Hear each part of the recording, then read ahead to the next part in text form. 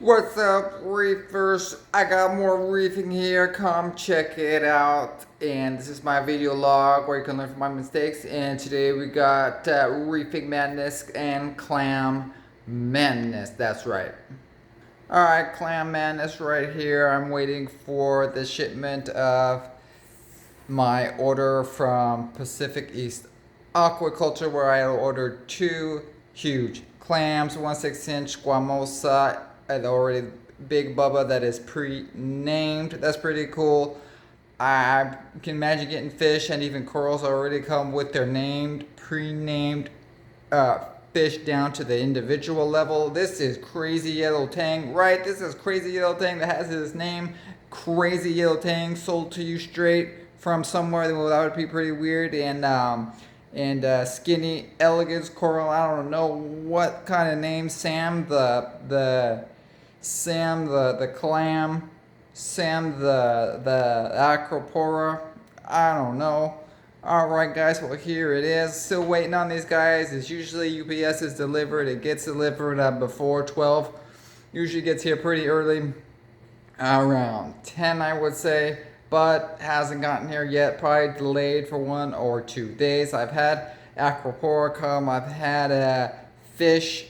I had the yellow tang that I sold and went out and got there like two days late, and it was still good. Right, Yellow Tang is a brother right here that was down in the coral scrubber.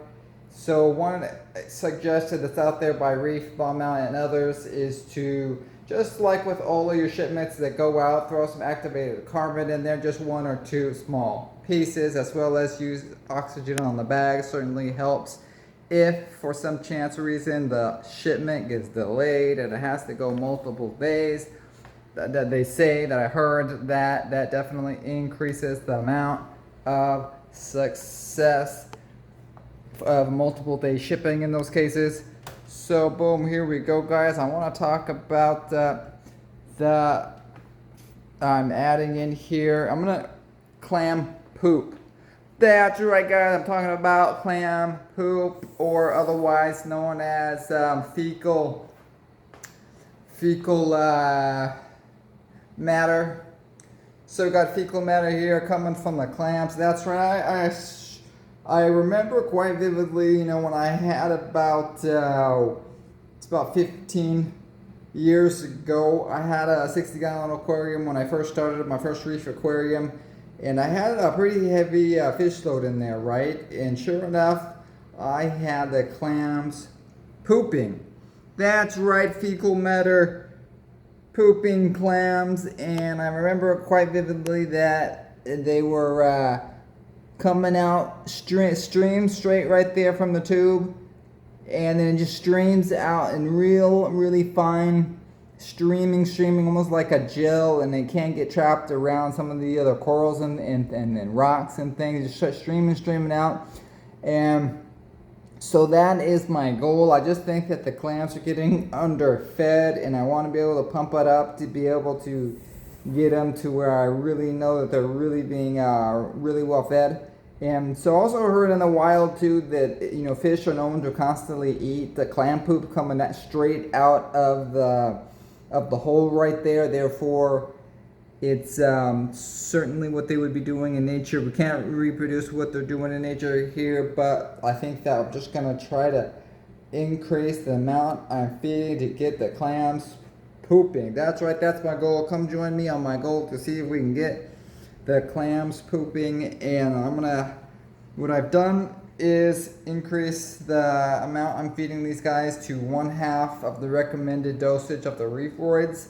Going with that for now, and then just don't want to see, if adding too much too quick, you're going to get spoil the water and the water quality, and in theory get dinoflagellates, worst case scenario, or just some other hair algae or other algae blooms.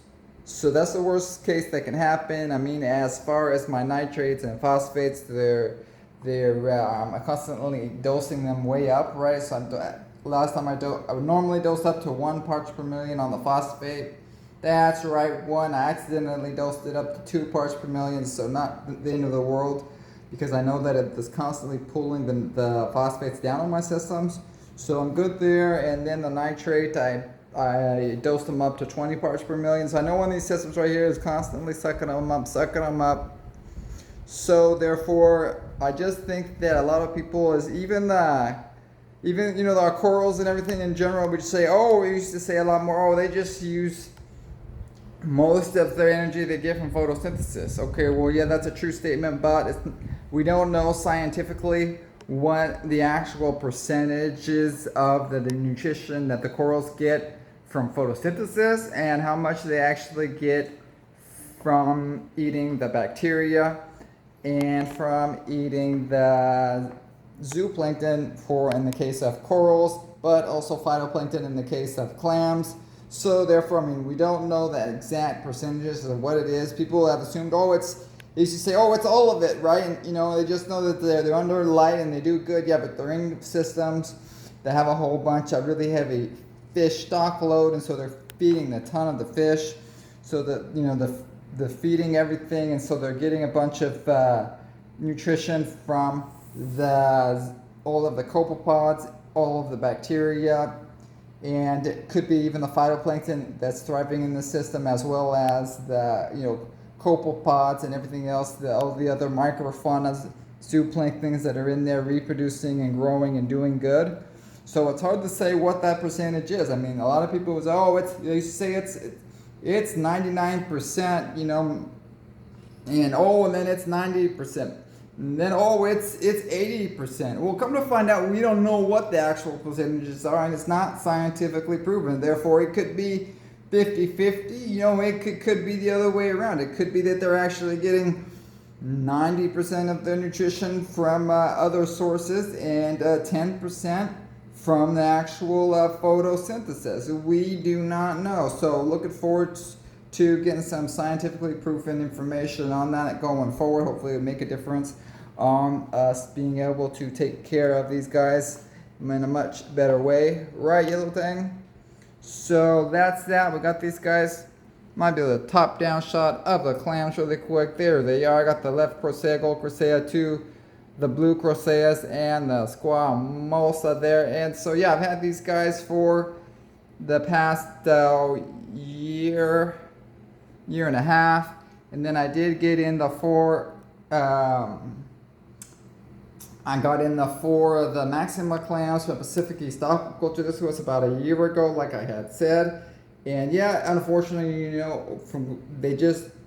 they seem to be doing okay for 6 months or so, and then after that, one died, and then a couple months later, another one died, and just like a couple months later, they all just slowly died on me.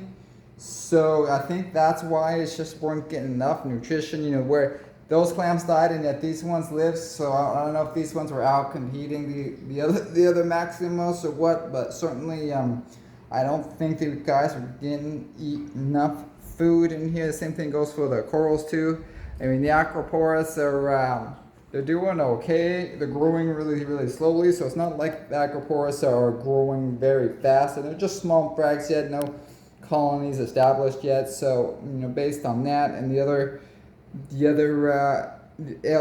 large polyp corals in here are just really slow, growing really, really slowly. So that's my theory on that one, guys. Clam poop. This is my clam pooping series, my manure series. I got clam manure over here. There was an article too by Jake Adams on Reef Builders back in 2020, and he was talking about clam pellets, that comes from the tridacnid clams, and how it is definitely has an effect on the aquarium as far as fish eating in the wild, and as far as its effect on the aquarium, or what that effect has as far as exporting a little bit of the poop. And the article actually showed the actual poop in aquariums, the pellets, and from a crocea in an environment there where they had they were able to show and suck it out, and then and do an analysis on it to see what it is made up of, and apparently it has quite a bit of the zooxanthellae algae that clams and corals use for photosynthesis. So that apparently is what their poop was made up a lot of. They didn't say the actual percentage, but anyway, that's a pretty good article. Go check it out. And clam poop. That's right, guys. All right, what else have we got? So I'm going to try to be increasing that and increasing the lighting as well on here. I have this one going on 100% intensity.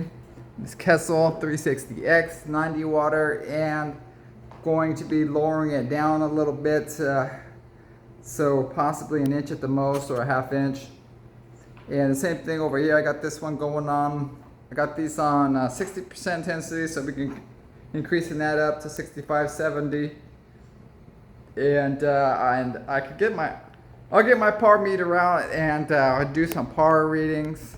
So, but it should have been getting plenty of light as far as those other maximums I had and the ones that I have right here. I assume that it's about 300, but I'll have to check it out. Haven't got my par meter out in a while, but all right, guys. So there it is. Quick update on the systems and new stuff coming. Alright, guys. Oh, one other thing is that I was talking about clams, and one of the things too, I don't know if I mentioned before, is the fact that a lot of most of these clams are being grown on clam farms in the Pacific or in the Red Sea, and that traditionally they would use ocean water, right, where they would connect the system. The systems would be on land, so technically it would be aquaculture, but the fact that it's kind of a hybrid, because if they're connecting to the ocean, then they're using ocean water.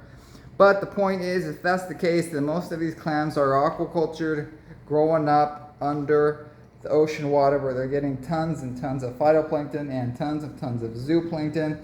And I heard that, clams that are especially small, like 1 inch and under, that they do not, it's been scientifically proven that they do not use zooxanthellae, or do not use the light yet. So not until they get above the 1 inch level or so that they start to actually use the light in that way. So before that size, a real small size, they're 100% dependent on just filtering the water for their nutrition, right?